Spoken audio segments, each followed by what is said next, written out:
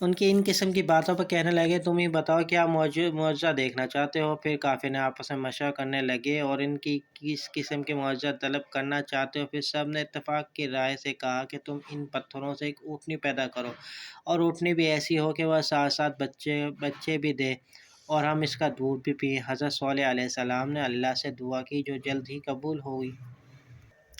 بسم اللہ الرحمن الرحیم۔ السلام علیکم ورحمۃ اللہ وبرکاتہ۔ اسلام اور ہم آفیشیل چینل میں آپ سب کو خوش آمدید کہتا ہوں۔ ویڈیو کو آخری تک ضرور دیکھیے گا اور ثواب کی نیت کے ساتھ شیئر ضرور کیجیے گا۔ حضرت صالح علیہ السلام۔ حضرت صالح علیہ السلام اللہ کی جانب سے بھیجے ہوئے نبی تھے۔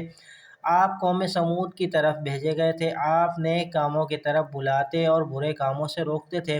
قوم سمود گناہوں میں مبتلا تھی۔ قوم سمود کے لوگ آپس میں ایک دوسرے پر ظلم کرتے تھے۔ صالح علیہ السلام نے اپنی قوم سے کہا کہ کیا تمہیں قوم عاد کے بارے میں معلوم نہیں تھا کہ ان کا انجام کس طرح عبرتناک ہوا اور اللہ نے کس طرح انہیں سزا دی؟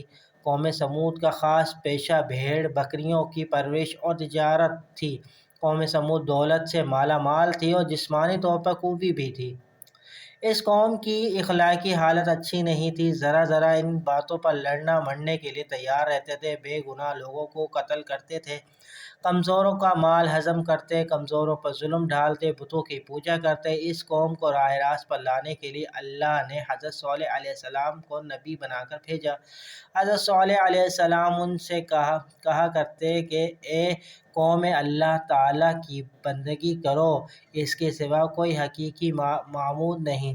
اللہ نے مجھے پیغمبر بنا کر بھیجا ہے تاکہ تمہیں اللہ کے عذاب سے ڈراؤں۔ لوگ ان سے کہتے کہ ہمارے پاس دولت بھی ہے، قوت بھی ہے اور عزت بھی ہے۔ اگر اللہ کے نبی بننا منظور ہوتا تو ہم جیسے کو نبی بناتا۔ اگر اللہ ہم سے ناراض ہوتا تو ہمارے کھیتوں کو اجاڑ دیتا، ہمیں رہنے کے لیے عالیشان مکانات نہیں دیتا۔ ہمارے پاس بے شمار اونٹ بکریاں ہیں، سواری کے لیے گھوڑے ہیں، اور اس بات کی دلیل ہے کہ ہمارے بت ہم سے بہت خوش ہیں، اس لیے ہم ان کی پرستش کرتے ہیں۔ ہم یہ بات برداشت نہیں کر سکتے کہ تم ہمارے معبود کو برا بھلا کہو، ہمیں ان کی پرستش سے نہ روکو۔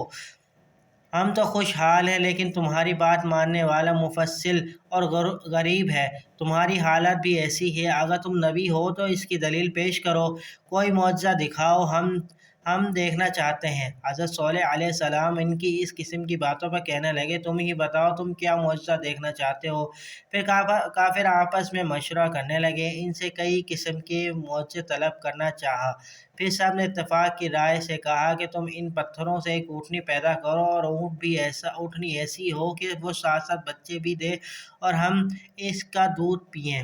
حضرت صالح علیہ السلام نے اللہ سے دعا کی، جلد ہی قبول ہوئی۔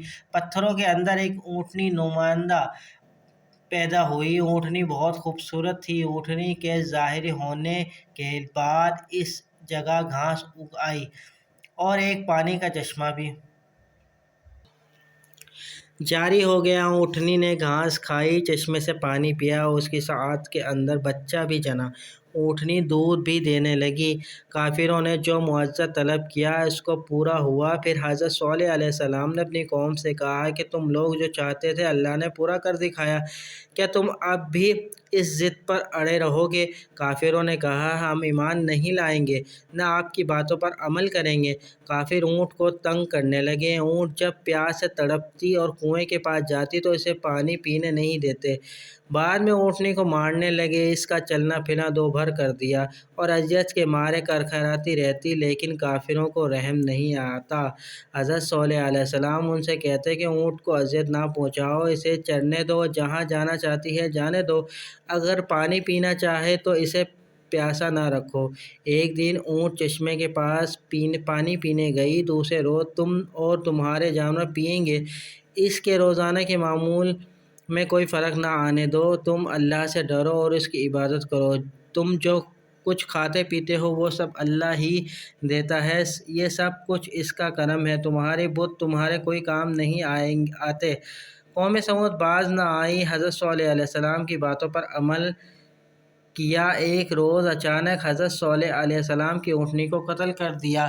قتل کی خبر جب آپ علیہ السلام کو ملی تو آپ صدمے سے نڈھار ہو گئے، آپ کی آنکھوں سے آنسو جاری ہو گئے۔ پھر آپ نے اپنی قوم سے فرمایا، ان قریب تم پر اللہ کا عذاب آنے والا ہے، تم اس عذاب سے نہ بچ سکو گے۔